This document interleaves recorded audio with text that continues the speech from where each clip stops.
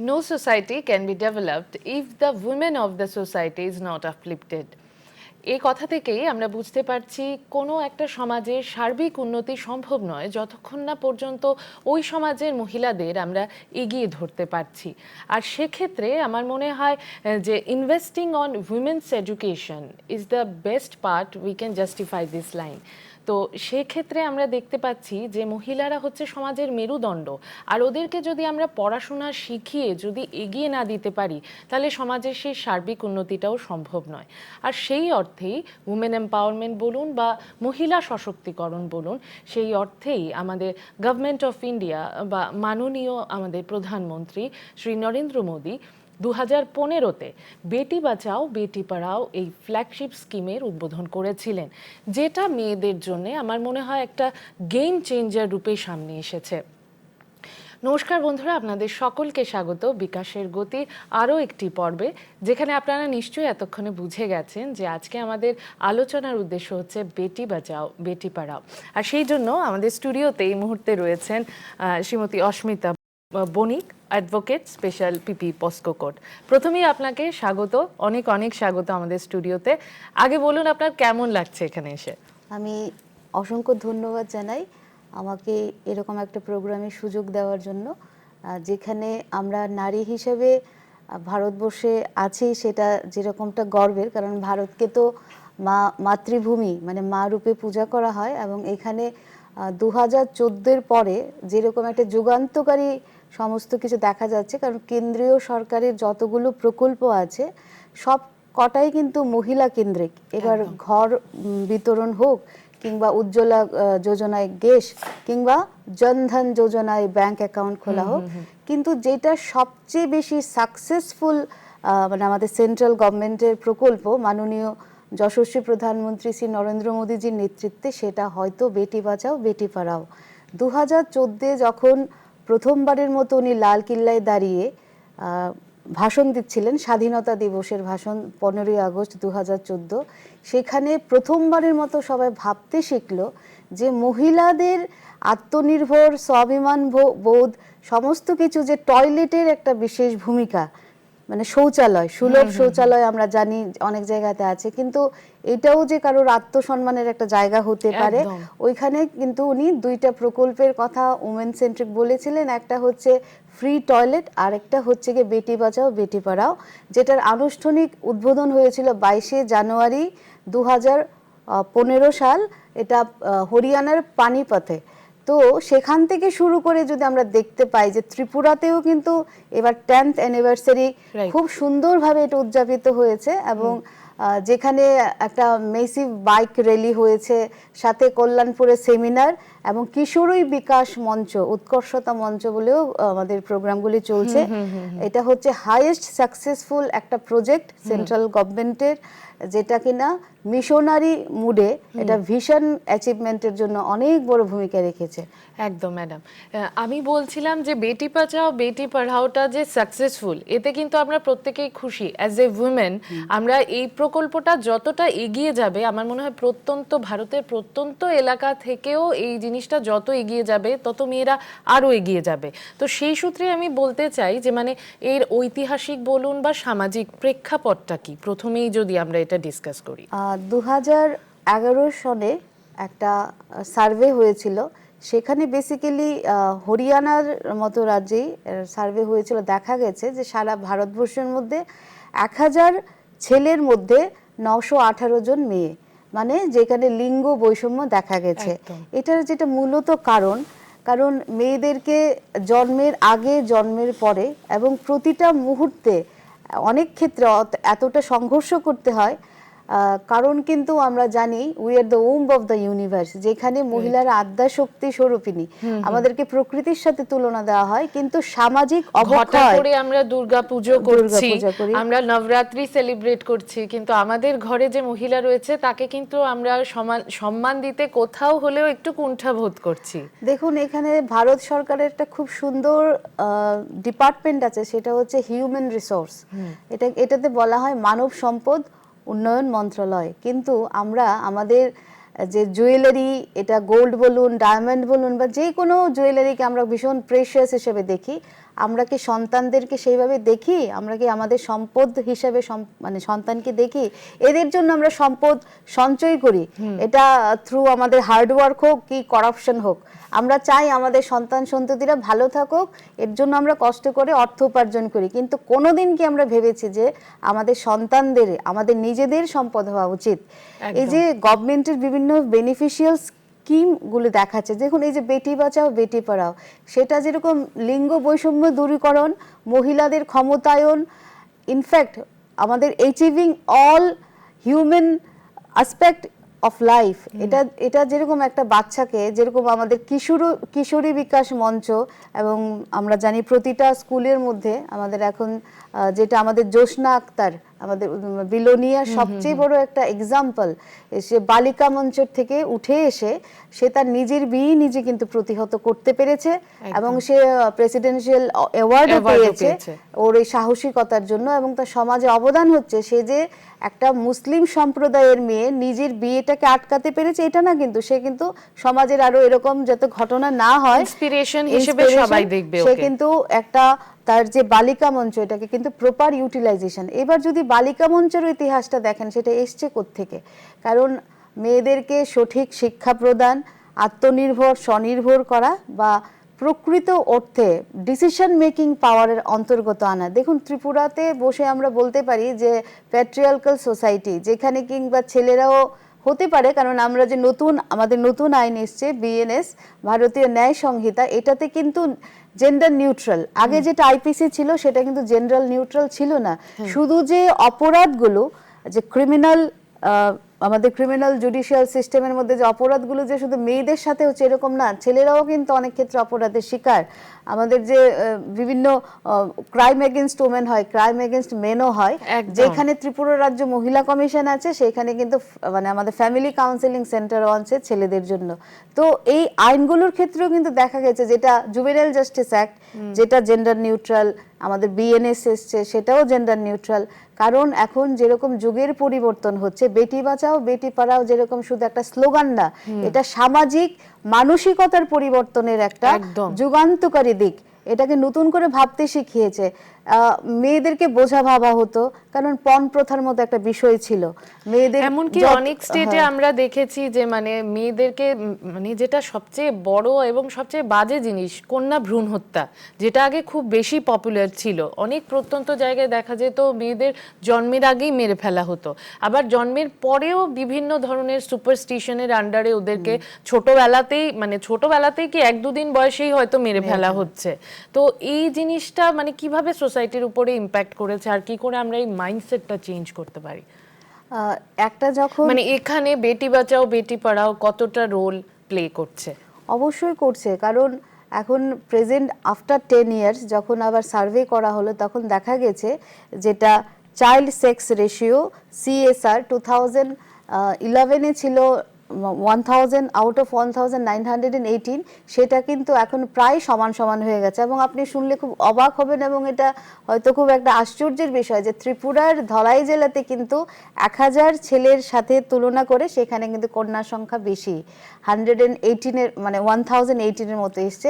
এটা কিন্তু একটা হাইয়েস্ট অ্যান্ড বিগেস্ট অ্যাচিভমেন্ট, যেখানে ধলাই ডিস্ট্রিক্ট অ্যাসপিরেশনাল ডিস্ট্রিক্ট হিসেবে দেখা হয়েছে। আমাদের ত্রিপুরাই হচ্ছে এটার একটা জ্বলন্ত উদাহরণ, যেটা বেটি বাঁচাও বেটি পড়াও একটা সাকসেসফুল মিশনারি মুডে ভীষণ অ্যাচিভমেন্ট করেছে। হ্যাঁ একদম, আমি আসছি যেটা আপনি বলছিলেন প্রথমে, যে ইনইকুয়ালিটি, যে ব্যাপারটা, ইনইকুয়ালিটি আমরা এডুকেশনে দেখতে পাচ্ছি, বা ধরুন বাড়িতে অনেক সময় আমরা মানে একটু ভেতরে যদি আমরা যাই, ছেলে মেয়ের মধ্যে একটা ডিফারেন্স আমরা দেখতে পাই পড়াশুনোর ক্ষেত্রে বা খাওয়া দাওয়ার ক্ষেত্রে। সেটা কিন্তু আগের দিনে দেখা যেত, এমনকি অনেক টিভি অ্যাডও ছিল যে মেয়েকে পুরো ডিমটা দেওয়া হচ্ছে না, ছেলেকে পুরো ডিমটা দেওয়া হচ্ছে। তো সেই বিষয়ে যদি কিছু বলেন, যে এখানে বেটি বাঁচাও বেটি পড়াও আসার পরে এটা কিভাবে মানে অ্যাক্রস দ্য ইন্ডিয়া মেয়েদের উপর একটা ইম্প্যাক্ট পড়েছে?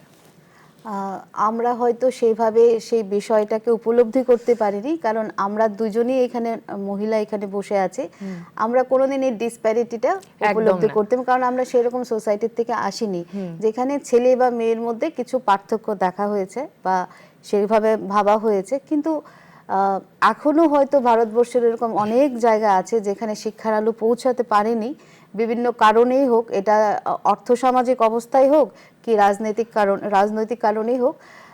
সেইখানে বেটি বাঁচাও বেটি পড়াও কিন্তু অনেকটাই সদর্থক ভূমিকা নিয়েছে এবং সাফল্যের সাথে এটা ওভারকাম করতে পারছে। কারণ আমরা এখন দেখতে পাই যে বিভিন্ন বিহারের মতো একটা জায়গা থেকেও ইউটিউব পড়ে একটা মেয়ে ইউপিএসসি পরীক্ষা ক্র্যাক করেছে। আমরা সামাজিক মাধ্যমে এটা দেখতে পেয়েছি, অনেক রকমের সাফল্য। আর যেহেতু এখন এটা ডিজিটাল এরা, মোটামুটি সামাজিক মাধ্যমে সবাই অ্যাক্টিভ পার্টিসিপেশন থাকে, এজন্য কোনো বিষয় বা কোনো সেক্টরে কিন্তু এখন আর অন্ধকারে নেই, কারণ সামনে আসছে। কারণ এখন সবাই সেলফ প্রোপাগান্ডা বলুন কি সেলফ প্রোক্লেমেশন বলুন, যেভাবেই হোক বিষয়গুলো সামনে আসছে। আর আমাদের যেটা সবচাইতে সাকসেসফুল বিষয়, যেটার এই বেটি বাঁচাও বেটি পড়াও প্রকল্পের ছিল, যে বেটি জন্মাবে, বেটি বেঁচে থাকবে এবং এগিয়ে যাবে। তো সেই ক্ষেত্রে স্কুলগুলোতে কিন্তু ড্রপ আউট মানে মাধ্যমিকের সময় থেকে এটা পরিসংখ্যানগত বিষয়ে দেখা গেছে যে মাধ্যমিকের স্তরে কিন্তু ড্রপ আউট স্টুডেন্টের সংখ্যা অনেকটাই কমে গেছে, কারণ স্কুলগুলিতে এখন সাইকেল দেওয়া হচ্ছে এবং স্নাতকোত্তর স্তর পর্যন্ত কিন্তু একটা স্কলারশিপের ব্যবস্থা রয়েছে। হেলথ অ্যান্ড হাইজিন, মানে ত্রিপুরা রাজ্যের স্কুলগুলিও তো আমরা যখন দেখেছি যে ফ্রি স্যানিটারি ন্যাপকিন বিতরণ করা হয়, আয়রন ফলিক অ্যাসিড ট্যাবলেট, মানে আমাদের আয়রন ফলিক ট্যাবলেট দেওয়া হয়, বা সুষম খাদ্য, হেলথ হাইজিন, তারপর ডেভেলপমেন্ট, মানে সব রকমের ব্যবস্থায় কিন্তু এখন স্কুল এডুকেশন দপ্তর দেখছে, যেখানে women and child development, school education এবং আমাদের যে এইচআরডি, এই সেকশনগুলো মিলে কিন্তু খুব ভালো কাজ করছে। এবং মহিলাদের ক্ষেত্রে আপনার মানে সবচাইতে আনন্দের বিষয় হচ্ছে 106 মানে 106তম অ্যামেন্ডমেন্ট, কনস্টিটিউশনাল অ্যামেন্ডমেন্টে কিন্তু 33% রিজার্ভেশন আনার কথা বলা হয়েছে। এবং 73rd amendment of Indian constitution, সেখানে কিন্তু পঞ্চায়েত রাজ থ্রি টায়ার সিস্টেমের কথা বলা হয়েছে। এখন পঞ্চায়েতগুলোতে কিন্তু ম্যাক্সিমাম পঞ্চায়েতের যিনি প্রধান, মহিলা প্রধান, তো by the government, of the government and for the government, সবটাই কিন্তু ওমেন দ্বারা পরিচালিত হচ্ছে। তো সেই জন্য একজন মহিলার কিন্তু এখন অনেক বেশি ইজি অ্যাক্সেস, মানে যদি চাই যে আপনি যেটা বললেন এটা হচ্ছে আমাদের জ্বলন্ত উদাহরণ আমরা দেখতে পাই আমাদের মহামান্য রাষ্ট্রপতি শ্রী দ্রৌপদী মুর্মু ম্যাডামকে। ওনার দেখুন কতটা সংঘর্ষপূর্ণ জীবন। উনি একজন, আমরা শুনেছি যে উনি ঝাড়খণ্ডের, বা ওনার জীবনী থেকে পড়েছি ঝাড়খণ্ডের, মানে ভাবা যায় ভারতবর্ষের সর্বোচ্চ স্থানে একজন মহিলা আছেন এবং স্বমহিমায়। ওনাকে কিন্তু এটা কিন্তু সহনশীলতা অনুকম্পা না, ওনার কিন্তু একটা ব্যথিত জীবন আছে। উনি খুব কম বয়সে ওনার পুত্রদের হারিয়েছেন, ওনার হাজবেন্ডকেও হারিয়েছেন।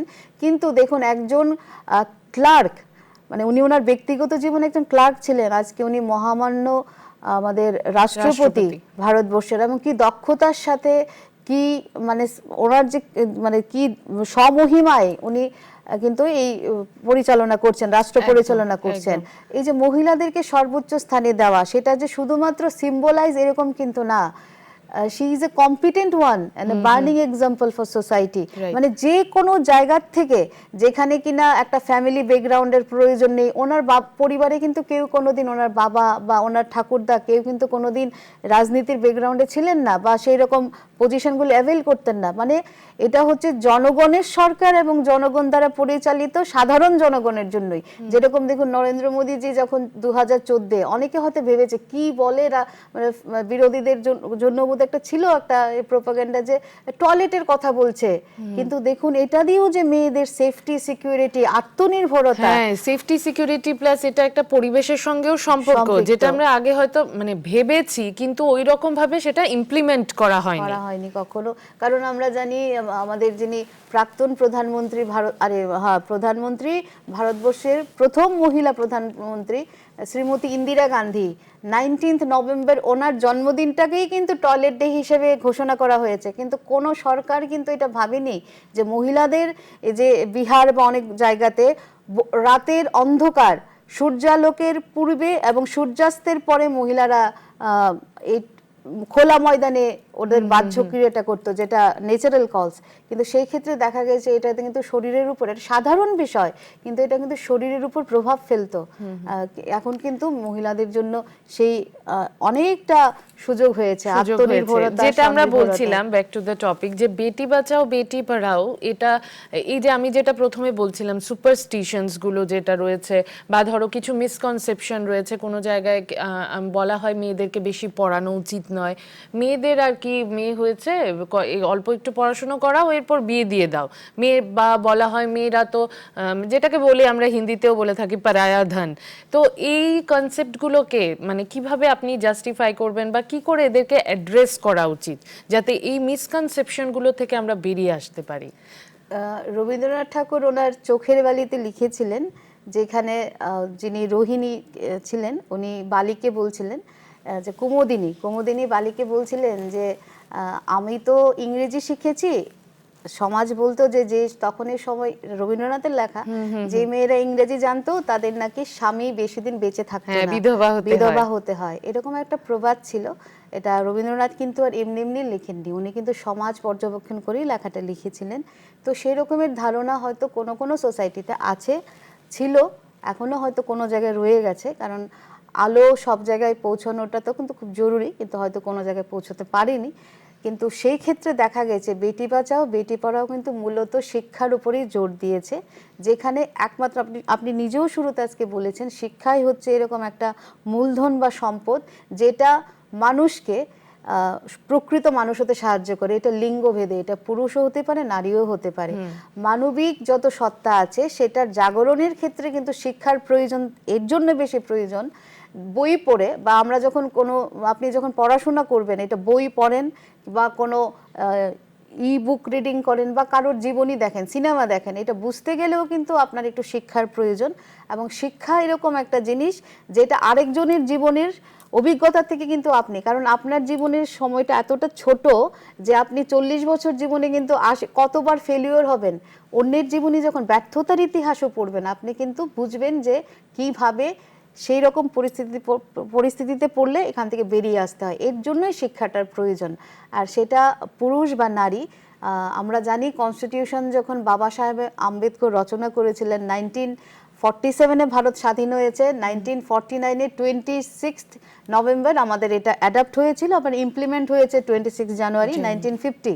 তো বাবা সাহেব আম্বেদকর যখন কনস্টিটিউশন রচনা করেছিলেন, উনি কিন্তু আর্টিকেল 14-এ বলেছে right to equality, no one is মানে এভাব ল, মানে everyone should be equally treated under law, এটা নারী পুরুষ নির্বিশেষে। আবার উনি কিন্তু আর্টিকেল 15 এবং 16-এ লিখেছেন এটা হচ্ছে কি positive discrimination for the upliftment of society, women and child, any state can formulate law, যে কোনো ওয়েলফেয়ারিস্টিক অ্যাপ্রোচ, মানে মহিলা এবং শিশুদের জন্য যে স্টেট যে কোনো রকমের আইনও প্রণয়ন করতে পারে। তাইলে মনে হয় না যে মহিলাদের জন্য কেন স্পেশাল এই রিজার্ভেশনটা কেন আছে, কেন রেখেছে? আমরা যেখানে রিজার্ভেশন কিন্তু কনস্টিটিউশনে দুই রকমের আছে, একটা হচ্ছে সোশ্যাল রিজার্ভেশন যেটাতে ST/SC-দের কথা বলা হয়েছে, ক্রিমিনালের কথা বলা হয়েছে, আর একটা হচ্ছে আপনার এই যে ডেভেলপমেন্ট, আমাদের ডেভেলপমেন্টের ক্ষেত্রে ওমেন অ্যান্ড চাইল্ড বা ইকোনমিক্যালি ব্যাকওয়ার্ড ক্লাসেস বা ফিজিক্যালি চ্যালেঞ্জড যারা আছে ওদের জন্য একটা একরকমের রাখা হয়েছে মানে সংরক্ষণ, সেটা হচ্ছে আর্টিকেল 15 এবং 16। তো প্রথম থেকেই কিন্তু ভারত ওয়েলফেয়ারিস্টিক স্টেট এই অ্যাপ্রোচেই সংবিধান রচনা হয়েছিল যে মহিলা এবং শিশুরা যেন পিছিয়ে না থাকে, সামনে আসতে পারে।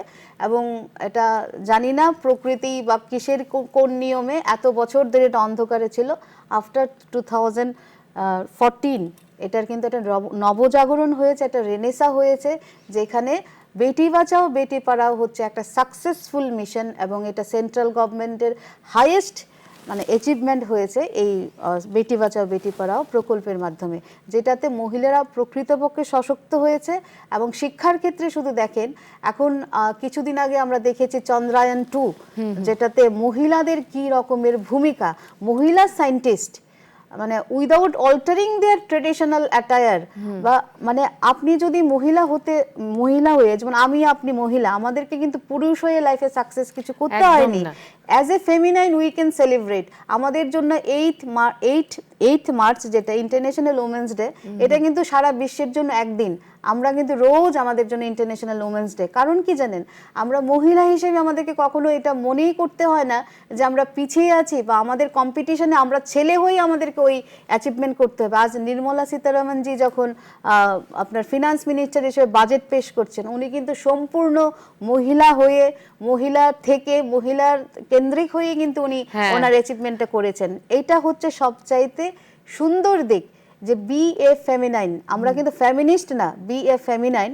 মহিলা হয়ে আমরা মহিলা, মানে আমাদের গভর্নমেন্টের যে আমাদের জন্য যে যোজনাগুলি আছে সেটা কিন্তু আমরা অ্যাচিভ করতে যেখানে পারছি। 8 মার্চের কথাটা, ওই দিকটা যদি আমি বলি, আমার মনে হয় আমরা ইকুয়ালিটি চাই, আমরা কিন্তু কম্পিট করতে চাই না পুরুষদের সাথে, জাস্ট ইকুয়াল রাইটসটা আমরা চাই। সেটা পড়াশোনার ক্ষেত্রেই হোক, ইকোনমিক্যালি হোক, অফিসিয়ালি হোক, মানে যে কোনো ফিল্ডে আমরা যেখানে মহিলারা থাকবে পুরুষদের সাথে যেন সমান অধিকার পায়। ওরা ওদের মতো করে, কিন্তু আমরা প্রকৃতির নিয়মে যদি দেখি, মানে আমরা মহিলা এবং পুরুষ আমরা একে অপরের পরিপূরক। হ্যাঁ, তো সেখানে কম্পিটিশনের কোনো ব্যাপার নেই আমার মনে হয়। আচ্ছা, আমরা যদি বেটি বাঁচাও বেটি পড়াওতে আবার ফিরে আসি, তো যেটা আমার একটা প্রমিনেন্ট কোশ্চেন, সেটা হচ্ছে একটু আমরা যদি আউটস্কার্টে যাই, মার্জিনালাইজড যেই ফ্যামিলি বা যেই কমিউনিটি রয়েছে, ওখানে এই বেটি বাঁচাও বেটি পড়াওটা কিভাবে, মানে চ্যালেঞ্জ হিসেবেও যদি আমরা ইমপ্লিমেন্ট করতে গিয়ে চ্যালেঞ্জেস ফেস করি, দেন কি ফেস করতে পারি, অ্যান্ড এগুলো নিরসন কি করে করা? নর্থ ইস্টের একটা যেটা বার্নিং এক্সাম্পল বলা হয়, যে মেঘালয়া, যেখানে খাসি কমিউনিটির লোক আছে, এদেরকে বলা হয় সারা ভারতবর্ষের প্যাট্রিয়ার্কাল সোসাইটি, যেখানে পিতৃতান্ত্রিক, আর মেঘালয় হচ্ছে মাতৃতান্ত্রিক। আমরা কি জানি যে মাতৃতান্ত্রিক তারা কিন্তু শুধুমাত্র ট্রেড অ্যান্ড কমার্সের ক্ষেত্রে, সংসার চালানোর ক্ষেত্রে, ওইখানে কিন্তু ভয়েস রেজ করার ক্ষেত্রে কিন্তু মহিলাদের, বা ডিসিশন মেকিং কিন্তু মহিলাদের কোনো স্থান নেই। ধরুন সমাজে ওই আমাদের ত্রিপুরাতেও আমাদের 19 ট্রাইবস আছে, এখানে কোডিফাইড মাত্র 2টা ট্রাইব কাস্টমারি ল। অনেক ক্ষেত্রে কাস্টমারি ল প্রিভেইল করে, এবং এটা দণ্ডনীয় বা দোষের কিছু না, মানে নিজেদের কাস্টমসের ল দ্বারা নিজেরা গাইডেড হয়। ত্রিপুরাতেও আছে জমাতিয়া হদা, ওদের নিজস্ব আপনার রুলস আছে, বা কাস্টমারি ল দ্বারা ওনারা গাইডেড। তেমনি মেঘালয়েতেও কিন্তু আমরা সবাই বলি যে মাতৃতান্ত্রিক, কিন্তু মেঘালয়েতে কিন্তু মহিলারা বিফোর 2014 ওনাদের কিন্তু ডিসিশন মেকিংয়ে কোনো পাওয়ার ছিল না। আপনার এই রানিমা গাইদুংলু, যিনি ওনাকে একজন রিভলিউশনারি লেডি বলা হয়, নাগাল্যান্ডের যিনি মুক্তি সংগ্রামে সবচেয়ে বেশি ভূমিকা ছিল গাইদুংলু। এই গাইদুংলু কিন্তু, মানে গাইদুংলুর নাগাল্যান্ডেও কিন্তু মহিলাদের কোনো ভোটে দাঁড়াবার কোনো অধিকার ছিল না। এইগুলো কিন্তু এখন নিরসন হয়েছে, এবং এটা অনেক অর্থে সম্ভব হয়েছে একমাত্র বেটি বাঁচাও বেটি পড়াও এর মতো ভূমিকাতে। গতকাল না, ঠিক এই মাসেই 21 নভেম্বর সেন্ট্রাল গভর্নমেন্ট 29টা শ্রম আইনকে, মানে এটা কাটছাট বলতে পারেন, করে নতুন 4টা আপনার কোড এনেছে, লেবার কোড। 29টা আইনের অবলোকন করে, বা ধরুন এটাকে কি বলবো, মডিফাই করে বা রেকটিফিকেশন করে, ওই জায়গাতে রিপ্লেস করে সেই জায়গাতে 4টা নতুন লেবার কোড এসছে। এই লেবার কোডে পর্যন্ত মহিলাদের জন্য বিশেষ ভূমিকা রাখা হয়েছে, এবং এটা একমাত্র সম্ভব। দেখুন, আমরা যদি এবিসিডি না জানি, নিশ্চয়ই ওয়ার্ড মেকিং পারবো না, নিশ্চয়ই পারবো না আমি নোবেল পড়তে বা লিখতে। তেমনি এটা শুরুটা, মানে মাইলস্টোন বা যেটা পিলারিং হয়েছে, সেটা কিন্তু একমাত্র সম্ভব হয়েছে বেটি বাঁচাও বেটি পড়াও। এটা কিন্তু যশস্বী প্রধানমন্ত্রী নরেন্দ্র মোদীজির একটা বাস্তবায়ন, মানে একটা স্বপ্নের বাস্তবায়ন বলতে পারেন, যেখানে এটা শুধু সামাজিক স্লোগান না, এটা কিন্তু সমাজের পরিবর্তন, প্রকৃত মানসিকতার পরিবর্তন, যেখানে কল্পনা চাওলা শুধু একজন হয়ে থাকবে না, আমি অস্মিতা বণিক, আপনি শাশ্বতী ম্যাডাম শুধু একজন হয়ে থাকবে না, যেখানে প্রত্যন্ত গ্রাম, প্রতিটা ঘর থেকে যেটাকে বলা হয় আত্মনির্ভর নারী বেরোবে। এবং সেটা তখনই সম্ভব যদি আমরা মেয়েদেরকে সঠিকভাবে জন্ম দিই। পিসিপিএনডিটি অ্যাক্ট, এই অ্যাক্টের ক্ষেত্রে আমরা দেখেছি আগে শুধু বইয়ে কলমে ছিল যে জন্মের পূর্বে সন্তানের ভ্রূণ নির্ণয়, ছেলে কিংবা মেয়ে। হ্যাঁ, আইনগত ব্যাপারটা যদি আমাদের দর্শকদের একটু বলেন। পিসিপিএনডিটি অ্যাক্ট কিন্তু আমরা জানি 19th সেঞ্চুরিতে হয়ে গেছিল, কিন্তু সেটা কিন্তু সেভাবে ইমপ্লিমেন্ট হতো না। এখন কিন্তু ডিএমএ এর তত্ত্বাবধানে প্রতিটা স্টেটে, ইনফ্যাক্ট আমাদের ত্রিপুরাতেও কিন্তু, যেখানে মহিলা কমিশন, আমাদের চাইল্ড ওয়েলফেয়ার কমিটি, ইনফ্যাক্ট আমাদের যেটা সিএমও, আমাদের মেডিকেল ইউনিট আছে, প্রত্যেকে কিন্তু এখানে স্টেক হোল্ডার। ওনারা প্রত্যেকটা ডায়াগনস্টিক সেন্টারে ভিজিট করেন এবং দেখেন যে ওখানে সব কিছু র্যাম্প আছে কিনা, সব ঠিকঠাক আছে কিনা, এবং সেইখানে এই আইনটা সঠিকভাবে বলবৎ কিনা। কারণ আগে কিন্তু এগুলো দেখা হতো না, এখন কিন্তু এগুলো রেগুলার সার্ভেলেন্স হচ্ছে, এবং এটা সরকারের মানে একটা social welfare and social education ডিপার্টমেন্টের একটা বিশাল অবদান, যেইভাবে কিন্তু এগুলোকে মনিটরিং করছে। ইনফ্যাক্ট আপনারা মানে যে আমরা এটা খুশি হবেন শুনে যে জুভেনাইল জাস্টিস অ্যাক্ট অনুযায়ী কিন্তু এখন যারা সত্যি 18 বছরের নিচে অপরাধী, ওনাদেরকে কিন্তু এটা ট্রায়াল না, এটাকে বলা হয় যে মানে দিস আর নট ট্রায়াল। কোনো যদি শিশু অপরাধ করে থাকে, এটাকে কিন্তু আপনার স্ক্রিনিং টেস্ট বলুন বা সার্ভিলেন্সের মধ্যে রেখে ওকে রেকটিফিকেশন করা হয়। এবং আমাদের যেটা সেন্ট্রাল জেল আছে সেটাকেও কিন্তু রিগোরাস ইমপ্রুভ, মানে এটা কি রেকটিফিকেশন হোম, সংশোধনাগার বলা হয়, এবং সেটা প্রপারলি চলছে।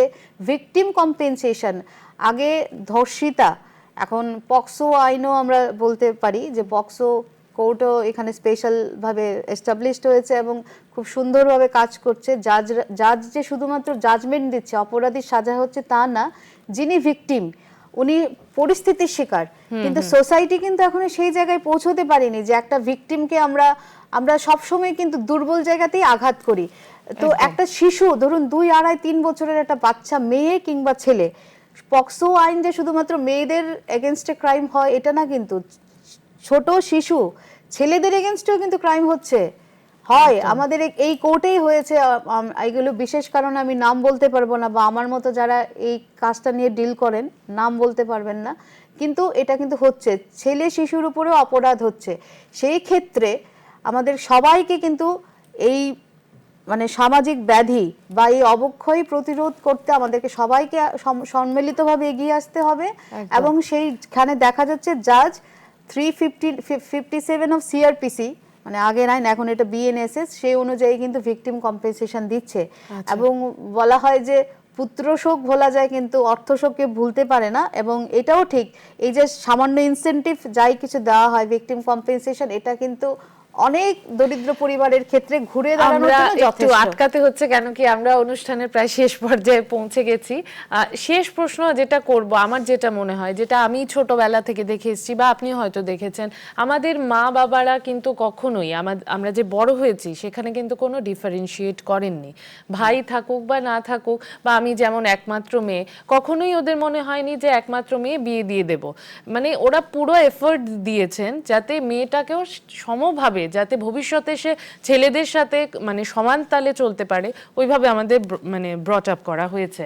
তো সেক্ষেত্রে আমি বলবো যে এই বেটি বাঁচাও বেটি পড়াও যে প্রেক্ষাপট, এখানে ছেলেদের বা ধরুন হ্যাঁ ছেলেদের বাবা বলুন বা ভাই, হাজবেন্ড, বা সেক্ষেত্রে মানে ছেলেদের গোটা পুরুষ সমাজের কি ভূমিকা রয়েছে? এটা তো অবশ্যই বলতে হয়, এই যে behind a successful man there is a women, তেমনি যদি আমরা বলি যে behind every successful women there is a man. এটা বাবা হোক কি ভাই হোক কি হাজব্যান্ড হোক। তো সেইখানে আমাদের দেখুন, আমাদেরকে বলা হয় যে বৈদিক যুগে মহিলারা বেদ রচনা করেছে।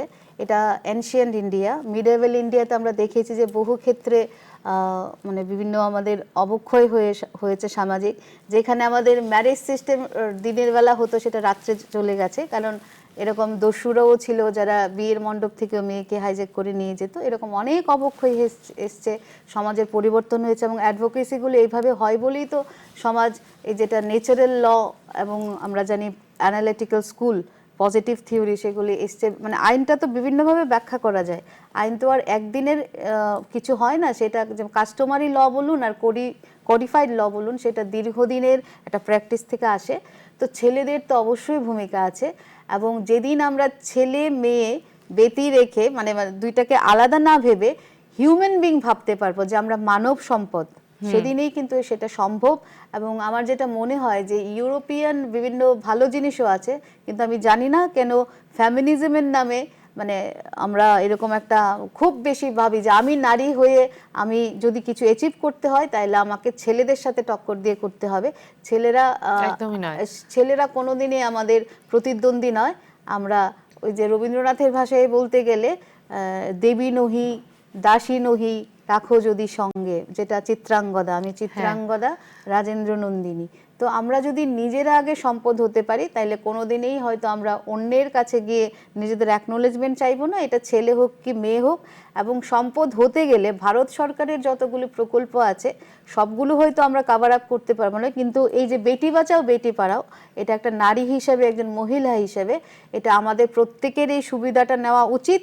এবং আমাদের সঙ্গে যে সমস্ত মহিলারা আছে, আমাদের কমিউনিটি বলুন, এই যে বিএনএস, এটার মধ্যে আগে আমাদের যে আইন ছিল সেটাকে শুধু ইমপ্রিজনমেন্ট এন্ড ফাইন ছিল, এখন কিন্তু কমিউনিটি সার্ভিস বলে একটা কথা এসছে। এবং এই আমাদের এই বেটি বাঁচাও বেটি পড়ার মধ্যেই কিন্তু আছে যে গার্জেন এবং টিচার যেটা রিলেশনশিপ, জন্মদিন পালন, প্রথম জন্মদিন পালন মহিলাদের, মেয়ে বাচ্চার প্রথম জন্মদিন পালন।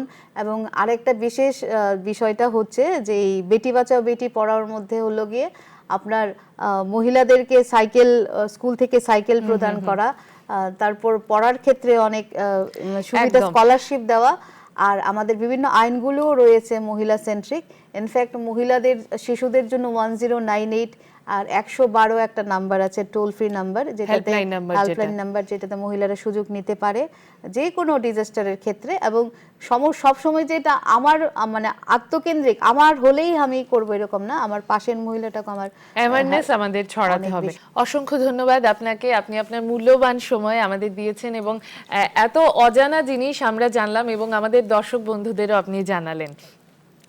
তো এতক্ষণ ধরে আমাদের আজকের ডিসকাশনে বেটি বাঁচাও বেটি পড়াও নিয়ে, এটা শুধুমাত্র একটা স্কিম নয়, কোনো গভর্নমেন্টের ফ্ল্যাগশিপ স্কিম যেটাতে অবভিয়াসলি কোনো গার্ল চাইল্ডকে ফেসিলিটেট করা, সেটা তো আমরা দেখতেই পাই, কিন্তু মেইন যেটা হচ্ছে যে আমাদের সেই পুরনো মাইন্ডসেটটার থেকে বেরিয়ে আসা যে মেয়েদেরকে পড়ানো উচিত না, মেয়েদেরকে তাড়াতাড়ি বিয়ে দিয়ে দিতে হয়, এগুলো থেকে বেরিয়ে আসার জন্যই কিন্তু এই স্কিমটা। আমরা যত এই মাইন্ডসেটটা থেকে বেরোবো, যে এটা ভাববো যে একটা মেয়ে সে যখন পরবর্তী জীবনে কারো ঘরে গৃহিণী হবে, মা হবে, সে কিন্তু নতুন প্রজন্মকে লালন পালন করে তুলবে, যেখানে আমাদের ভবিষ্যৎ, আমাদের দেশের ভবিষ্যৎ ডিপেন্ড করবে। তো সে যতটা মানসিকভাবে, অর্থনৈতিকভাবে, এমনকি পড়াশুনোর দিক দিয়ে এগিয়ে থাকবে, ততটাই কিন্তু আমাদের ভবিষ্যৎ প্রজন্ম এবং ভবিষ্যতের পৃথিবী আরও সুন্দর হয়ে উঠবে। আমাদের আজকের আলোচনা এখানেই শেষ। আগামী বিকাশের গতি পর্বে নিশ্চয়ই অন্য কোনো প্রকল্প নিয়ে আপনাদের সঙ্গে আবারও দেখা হবে। ততদিন ভালো থাকুন, সুস্থ থাকুন, বাড়ির আশেপাশের পরিবেশ পরিচ্ছন্ন রাখুন। নমস্কার।